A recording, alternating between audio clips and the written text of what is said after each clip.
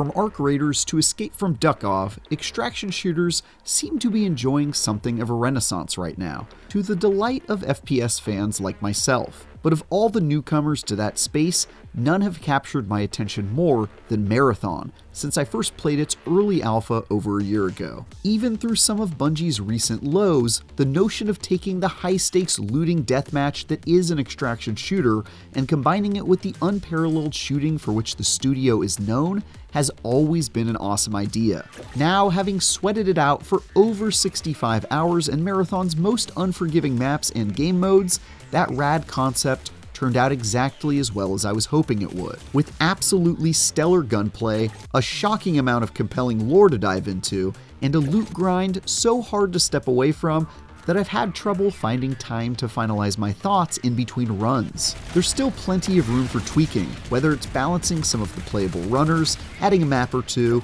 and especially cleaning up the war crime that is the UI. But this is already my favorite extraction shooter, and I have no doubt I'll be playing it for some time to come. It is a historic day across the solar system. The enormous UESC Marathon colony ship sets out for the Tau 30 star system to establish a new home for humanity, and with it, infinite possibility. I've always had a difficult time describing exactly what makes a Bungie gun feel so damn good, but whatever it is, Marathon's got it. Maybe it's the deliberate musicality to weapons, like that crisp snap from a sniper report, the metallic clink of a trigger, or those amazing hollow thuds when you land a shot. Maybe it's the way recoil feels rhythmic, with pulse rifles kicking like a heartbeat and hand cannons bucking theatrically. Maybe it's the way the world reacts to your shots, with shields crackling and splintering and enemy NPCs staggering in place as you riddle them full of holes. Maybe it's invisible qualities, like the almost perfectly tuned bullet magnetism and finessed projectile speeds, all working together to make you feel slightly better than you actually are. An old Bungie dev once told me that the secret to building a great shooter is in making 4 seconds of gameplay that feel perfect, then repeating those 4 seconds as many times as you can. I don't know if this remains a guiding philosophy of the current team, but in any case, they really seem to have nailed just that. With Bungie's world-class gunplay making the migration a marathon, it's not surprising that some of the flaws I associate with the studio have also made their way over, the chief of which is bad geometry, from getting caught on parts of the environment that feel like they shouldn't impede me to the fairly hit-or-miss mantling. I find myself once again screaming during especially tense moments when my character can't seem to climb up a ledge for the 3rd time in a row, while my teammates suffer through an ambush without me. Movement in general can feel a little frustrating early on, like how you take severe fall damage from fairly moderate heights and constantly have to keep your eye on the heat gauge, effectively a stamina meter, or risk overheating and becoming a sluggish blob for a time. This becomes less of an issue once you've snagged a few perks from the upgrade tree, but I can also already imagine how bad it'll feel to go back to not having them every time progress resets at the end of each season. In some ways, these limitations serve as interesting obstacles for you to work around, forcing you to approach vertical environments, especially during fights, with extreme caution, or making you think about how much running you're doing, both to prevent overheating and also to remain undetected by enemy squads. But they can also be a bit irritating, especially when combined with awkward terrain that can frustrate otherwise smooth looting and gunplay. As someone who adores PvP, one massively refreshing aspect of Marathon to date is how far it deviates from the group hug energy of Arc Raiders' PvE-friendly community.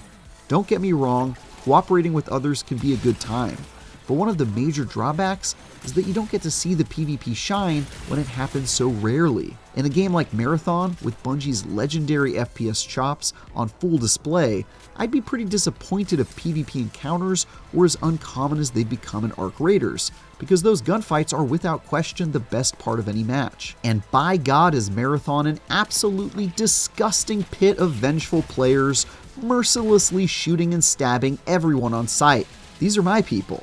The pressure of two teams squaring off in claustrophobic dark hallways as you try to outmaneuver one another makes for some of the most tense encounters I've ever had, and the loot reward you get for winning those firefights is worth the stress. After all, the best way to loot is to let someone else do it for you and then take it from their cold dead hands.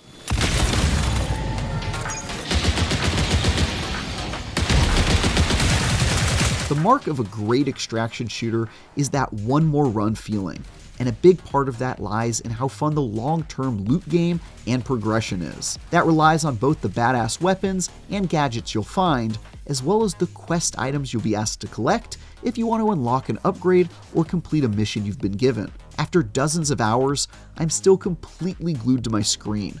I'm poring over dense menus and trees to figure out which map I'll need to play to complete this side quest or loot that item, then going into battle with a specific set of objectives in mind, only for it to all go to hell when I run into a rival gang and the shrapnel starts flying.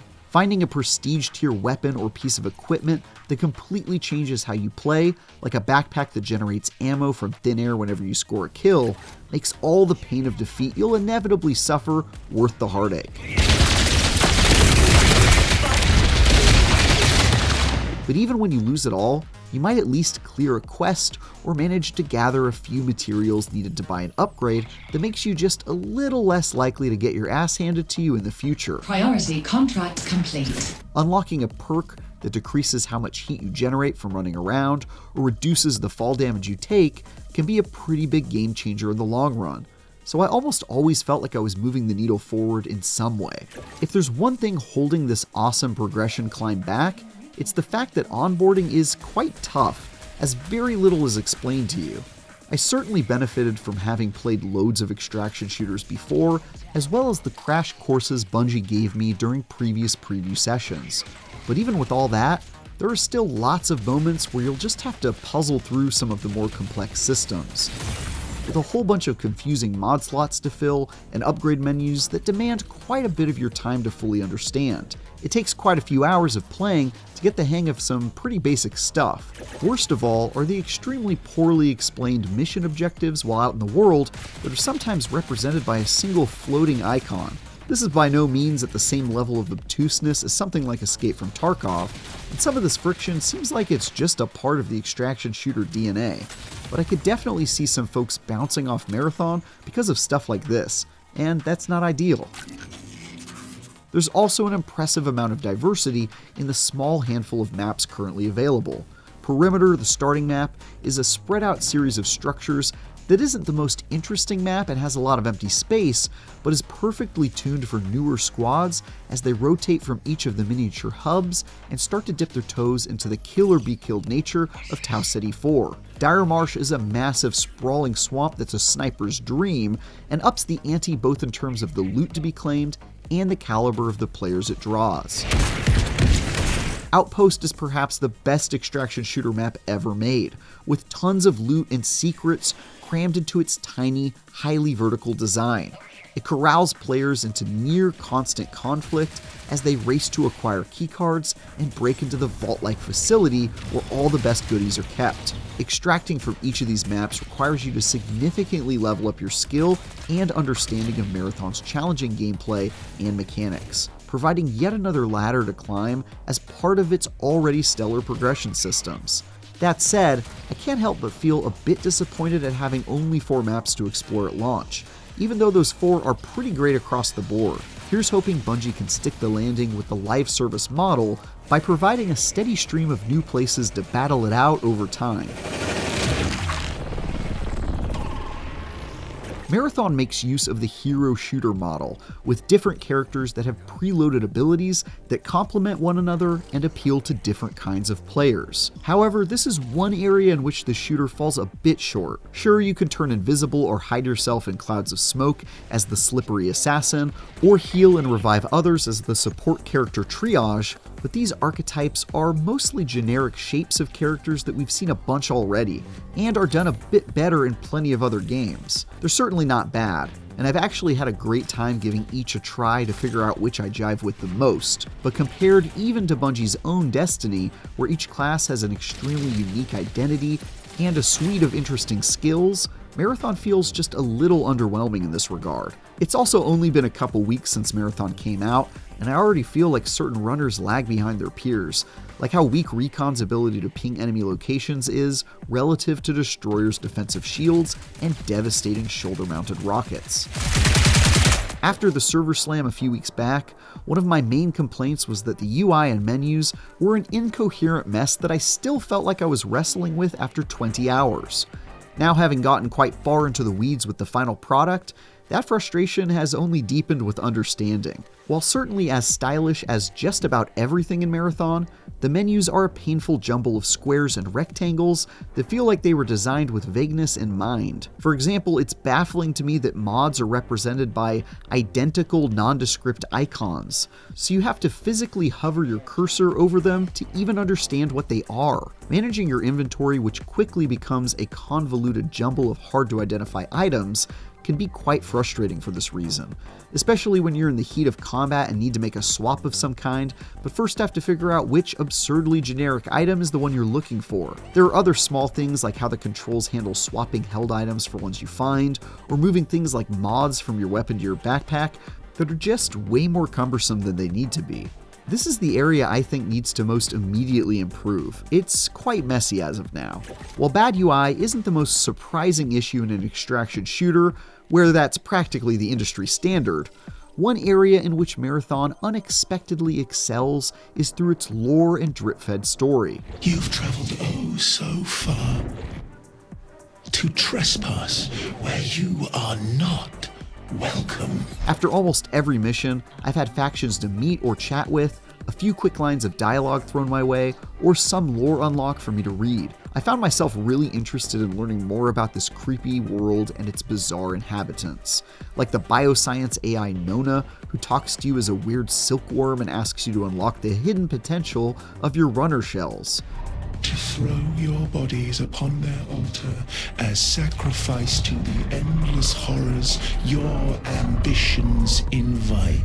Once you reach level 25 and start getting pulled into the cryo archives and the endgame content, these loose threads and hints at the mysteries of this unsettling universe start to feel like they're coming together.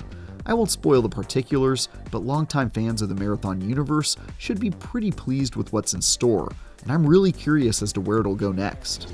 Executing neurological subroutine.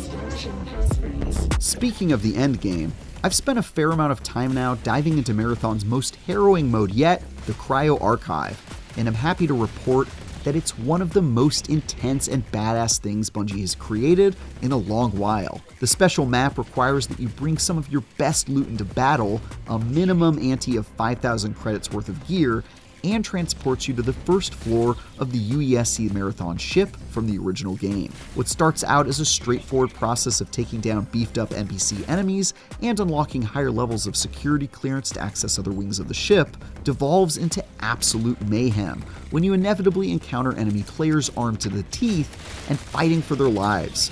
With the best loot currently available up for grabs and a fairly high barrier of entry just to get into the map, this place is guaranteed to be packed almost exclusively with tryhards leaning all the way forward in their secret lab chairs, with your demise occupying their every thought. Not only are you expected to outplay them all while surviving a constant stream of robot foes, but you'll have to learn one of the most labyrinthine maps I've ever seen and figure out various puzzles to open up vaults or even extract out of the level. You'll also need to contend with the possibility of eventually reaching the final boss in the center of it all, while also keeping your eye on the timer that ticks down from 30 minutes and will kill you if you don't find a way out in that time. My runs in Cryo have been filled with devastating losses and overwhelming victories that made me feel like an absolute badass, and rewarded me for my sweatiness accordingly. And it's been incredibly hard to step away from these past 2 weekends. I should also mention just how good Marathon looks and performs, as even playing on my regular old Xbox Series X, I almost never encountered connection problems, dropped frames, or technical issues. Really, the only issue I've encountered were 2 or 3 crashes that happened while I was in the middle of a match, but I was able to load these matches back up and rejoin the action anyway.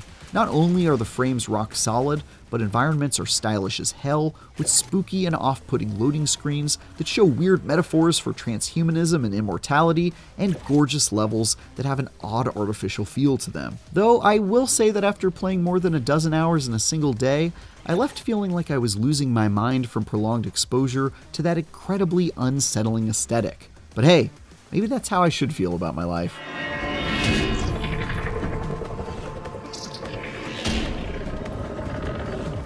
Marathon is unapproachable, unforgiving, off-puttingly creepy, and has a player base of violent goblins who exist solely to bash your face in with a brick. The fanatics who seek to balance the equation of life, death. And for all of these reasons, it's become my favorite extraction shooter of all time. The gunplay is everything you'd hope for from a Bungie game, the loot and progression systems have got me completely hooked, the maps continue to surprise me after dozens of hours, and the endgame activity and process of unraveling the unsettling lore has been absolutely worth sticking around for. There's still plenty of room for improvement, like the onboarding and UI that's honestly pretty awful. Plus, we could already use some more maps and a few balancing passes to shake up the meta, but these issues feel pretty minor compared to what Bungie has been able to pull off. Marathon is, quite frankly, sick as hell, and has become my latest PvP obsession. Editor Michael Hyam here, subbing in for Tom Marks, who usually does these post-review interviews with the reviewer, and so I'm joined by Travis Northup, our reviewer for Marathon. How you doing, man? I'm doing great. I've been playing a lot of Marathon, horrible defeats and glorious victories, so I'm in my happy place, Michael. Yeah, that's there. You can't have the incredibly high highs without some of those low lows, right? But that's right. In the review process, if folks may have seen the review in progress, where you kind of talked about your time with the server slam and the early goings there, but you played so much more of the game, and we've seen the end game content. So kind of take people through the arc you kind of went through in the review process from that server slam to where we are now, sweaty and cryo archive, having multiple runs now. Well, obviously, I've played Marathon a couple times over the years in its various iterations, and the server slam was the first time where it really felt like all the pieces were coming together. But the question was, is the final product going to have legs? Is it going to be fun beyond, I think I played 20 hours of the server slam, so it was still, fairly new in the long scheme of things that you usually are playing an extraction shooter in. So I was really curious about stuff like long-term progression. Is it going to keep pace? Are they going to keep giving me new things to do and new kind of loot to chase after, and that sort of thing? And then also, obviously, the big question, what the heck's going on with that those extra 2 maps that we haven't played, specifically the Cryo Archive, the endgame activity, ranked, and also the new character class, because they hadn't released one of the character classes before then. And so, yeah, I think the main thing that has changed is that the game has sort of evolved on its own. Even if you take away the content, the meta has changed, right? The types of people that are playing Marathon right now, weeks into it versus the first couple days, has changed. People's knowledge of how to play the game has changed. We're seeing a lot more knives now. That might be a problem, but it is kind of a fun little quirk of the current meta. But yeah, I think that's the biggest thing that's changed, is now we're kind of getting to see what this game's like in a live environment where people are playing it and figuring out all the tips and tricks, and also getting better loot. That's another thing that's changed a lot, is you're running up against purple shields a lot and stuff. And so it's been really fascinating to just be in the thick of it while everybody's figuring it out and figuring out what this game is going to feel like long term. This game is probably the least approachable Bungie game so far, but that is part and parcel to the sort of ethos of this game and why it's so rewarding. I mean, it's an extraction shooter, so it's high risk, high reward, right? To get to the Cryo Archive, you need to be geared up really well, and you need to really be on top of your game when you do encounter other players, because it is very, very difficult. So to even get to that part is difficult, and then to enjoy that piece of endgame content is also a higher bar. So you yourself had to get very good at this game to even reach that stuff. So yeah, tell me about that challenge level and how you've overcome that friction, or how your feelings have evolved about how difficult this game can be. Yeah. Well, I would definitely agree that it's the hardest Bungie game ever made, the least approachable game ever made. But I think in the grand scheme of things, when it comes to the genre, extraction shooters, Marathon is like nowhere near as impenetrable as something like Escape from Tarkov, which is sort of like on the far end of the spectrum of like uber hardcore, but also uber unapproachable. And there's just some people who are never going to be able to enjoy that game. On the other side of the spectrum, I would argue you have something like Arc Raiders, right? Which is like a PvE like cooperative focused game at this point, and whether that was by design or by happy accident, that has sort of like become what that game is, and it's like now the entry point if you want to get into extraction shooters. So I think Marathon it leans more toward Tarkov, but it has a lot of the like polish and stuff that Tarkov lacks, that makes it just a little bit more approachable. And also you're not just getting completely blown out, right? Like there's very few times I can think of, and they're all, earlier in the game, where you're just like without loot and having to use a free kit. Like the game is constantly giving you packages for leveling up factions. It's kind of showering you with loot and giving you lots of ways to like come back if you lose. And so I don't think it's actually unapproachable in terms of you just find yourself in this pit of despair where you've lost all your loot and you're kind of screwed. It's more like a Souls-like, where part of the game's format is just loss, and you have to be comfortable with that. And if you're not comfortable with like beating your head against a wall and losing 10 different matches until you learn the map and learn the weapons that you like and that sort of stuff, you're probably just not going to have a good time. But for the people that are comfortable with that loop and don't mind a little bit of humility in loss, and then figuring out how to get better, I think it's super rewarding. And it's hard to find a game that does that, a genre that does that better than an extraction shooter. And I think Marathon really nails that. My journey for getting good, like I'm a little I play a lot of FPS games, and I really like competitive games, and also I played a lot of like competitive Bungie games. Specifically, I was a big Halo guy. Were you an MLG? I played Destiny for years, specifically the PvP. So like I know Bungie games, and so I wasn't starting from zero basically, but with every shooter game, you have to figure out the tips and tricks. You have to figure out which weapons you like and stuff. And so I'll be honest, I was having fun figuring out how to get good at this game. And when I was losing, I was never like devastated. I was just sort of like laughing and being like, oh, that's interesting how they killed me with a knife. I didn't know knives were so strong, like figuring out stuff like that, where you're just like, it speaks volumes of a game where like even when you're losing, you're really having a good time. And I always felt like I was learning something and getting a little bit better. And if you're a PvP focused person, like somebody who likes competition and likes the idea of iron sharpening iron, it is a absolute joy. So that was my experience. And yeah, I eventually started absolutely destroying people in Cryo Archive, which I'm hoping to show some of that footage in this review. So if you just got done watching the review, hopefully it was filled with a bunch of clips of me being awesome. We'll see. I don't know how much of that I recorded, but I had some good games. Kind of pivoting to the act of reviewing a live service game, because it's a very different thing to get pre-release code 2 or 3 weeks in advance and then kind of gathering your thoughts, and especially for like a single player game where you're like, that is the game. It's a bit of a different challenge when you are reviewing something that is a live service game, because you can't play much beforehand, before it launches. So and you've done this many times, so kind of how do you approach a live service game review as opposed to a single player game that you kind of can play in isolation well in advance?